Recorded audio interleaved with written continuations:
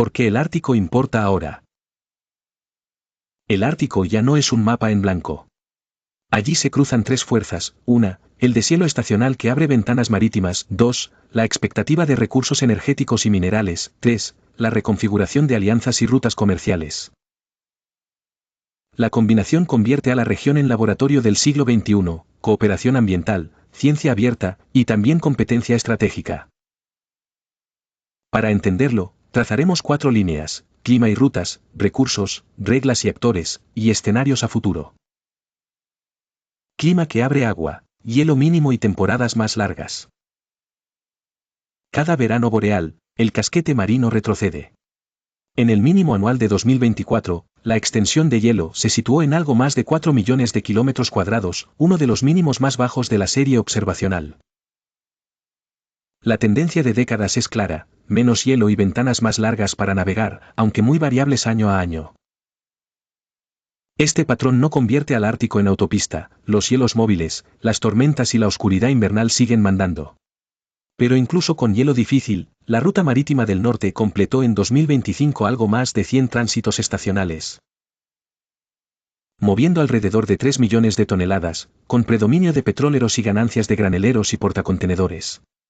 Señal: la ruta es operable con ventanas cortas y logística precisa. Recursos, promesa y prudencia. Un hito técnico de hace más de una década estimó que el Ártico albergaría alrededor de 1/10 y algo del petróleo y casi 1/3 del gas no descubiertos del planeta, mayormente costa afuera y a poca profundidad. Es una estimación probabilística, no inventario, pero alcanzó para encender el interés geológico e industrial. La paradoja es obvia: extraer hidrocarburos en un ecosistema frágil mientras el hielo retrocede por el calentamiento, bajo normas de seguridad crecientes y costos altos. La economía real de esos proyectos depende de precios, tecnología, seguros, sanciones y reputación. Reglas del juego, de la UNCLOS al Polar Code. 1. Derecho del mar y plataforma continental. La Convención del Mar permite a los estados reclamar extensión de su plataforma continental más allá de las 200 millas si prueban continuidad geológica. En 2023, la Comisión Técnica emitió recomendaciones sobre la amplia solicitud rusa en las cuencas árticas. Moscú aceptó esas recomendaciones, acercando al cierre un expediente de décadas sin que ello resuelva eventuales solapes con otros estados, que se negocian luego. 2. Svalbard, soberanía condicionada. El Tratado de Svalbard reconoce la soberanía de Noruega sobre el archipiélago, pero otorga igualdad de acceso económico a los estados parte y restricciones militares en las islas. Las lecturas difieren sobre si esos derechos se extienden al mar adyacente y a la plataforma, de ahí tensiones pesqueras y diplomáticas recurrentes. 3. Seguridad marítima y ambiente. El Código Polar de la Organización Marítima Internacional es ya obligatorio desde inicios de 2017 para barcos que operan en aguas polares, exige estándares de diseño, formación, planes de emergencia y límites de contaminación. Es la valla mínima común para navegar en regiones remotas y sensibles. De foro a fractura, el Consejo Ártico en tiempos de guerra.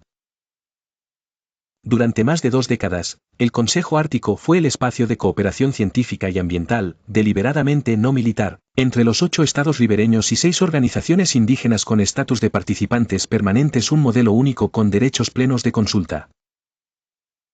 Tras la invasión rusa de Ucrania, los 7 restantes suspendieron la cooperación con Rusia y reanudaron de forma limitada proyectos sin su participación.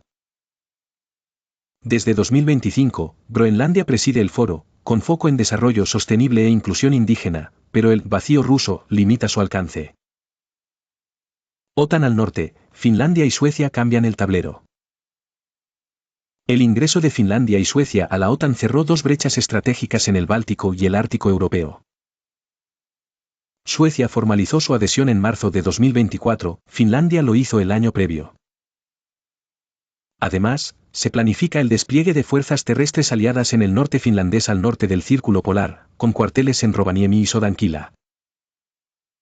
Resultado: mayor interoperabilidad y ejercicios combinados en el Alto Norte. Rusia, base, hielo y corredor. Rusia concentra la mayor costa ártica y ve a la ruta marítima del norte como eje logístico y de ingresos. Ha modernizado aeródromos y posiciones en archipiélagos remotos, como Nagurskoye, su base más septentrional, para sostener búsqueda y rescate, escolta de rompehielos y presencia militar. En paralelo, sanciones y reconfiguración de mercados energéticos empujan más exportaciones de crudo y GNL por su corredor polar estival. China, estado cercano al Ártico y ruta de la seda polar.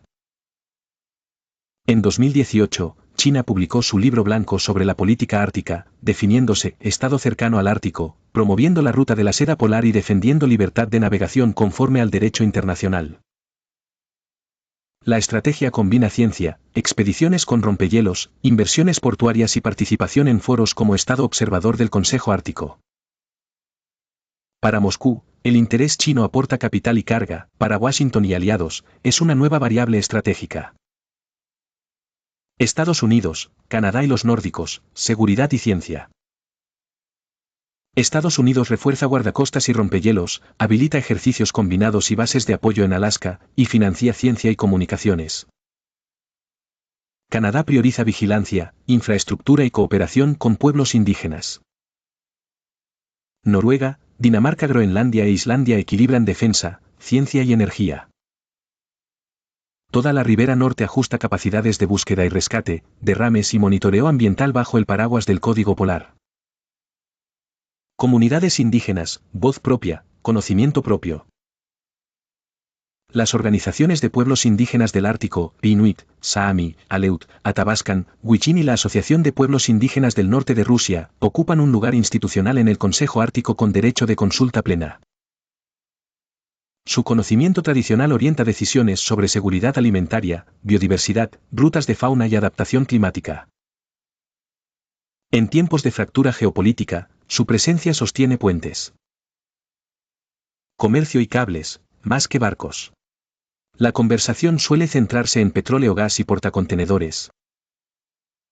Pero crecen los proyectos de fibra óptica submarina entre Europa y Asia por latitudes altas y los planes de minerales críticos en Groenlandia y Canadá. Cualquier avance tropezará con licencias sociales exigentes y con los costes de operar en frío extremo. Aquí el estándar del Código Polar y las evaluaciones ambientales estratégicas serán barrera de entrada, a la vez, seguro colectivo. Riesgo ambiental, lo que está en juego. Menos hielo significa más riesgo difuso. 1. Accidentes con hidrocarburos difíciles de contener. 2. Contaminación por carbono negro que acelera el deshielo. 3. Presión sobre especies clave y sobre la seguridad alimentaria de comunidades. Sin cooperación, y con el Consejo Ártico fragmentado, mantener ciencia, monitoreo y respuestas coordinadas es más difícil, justo cuando más se necesitan. Competencia o reglas, ¿a dónde va el Ártico? Escenario de competencia controlada.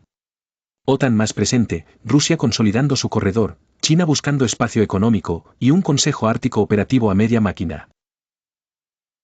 Las disputas de plataforma continental siguen su curso técnico-jurídico, la navegación se regula por el Código Polar, la fricción aparece en sanciones, inspecciones y diplomacia de puertos.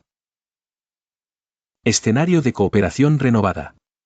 Si se reabren canales con salvaguardas, por ejemplo, proyectos científicos multilaterales y coordinación de búsqueda y rescate, el Ártico podría volver a ser isla de cooperación en un mundo tenso. La presidencia groenlandesa propone ese tono, desarrollo sostenible e inclusión indígena como plataforma mínima. Escenario de choque. El menos deseable, incidentes navales, coerción en Svalbard o ciberataques a infraestructuras polares. Las reglas existentes, UNCLOS, Código Polar, tratados, no evitan conflictos por sí solas, pero ofrecen canales y costes que disuaden la escalada. 12 preguntas para leer el Ártico como analista. 1. ¿Cómo evolucionan los mínimos de hielo de los próximos 3 veranos? Señal dura de ventanas operativas. 2. ¿Cuántos tránsitos estacionales registra la ruta del norte y de qué tipo? Tanqueros, GNL, graneles, contenedores.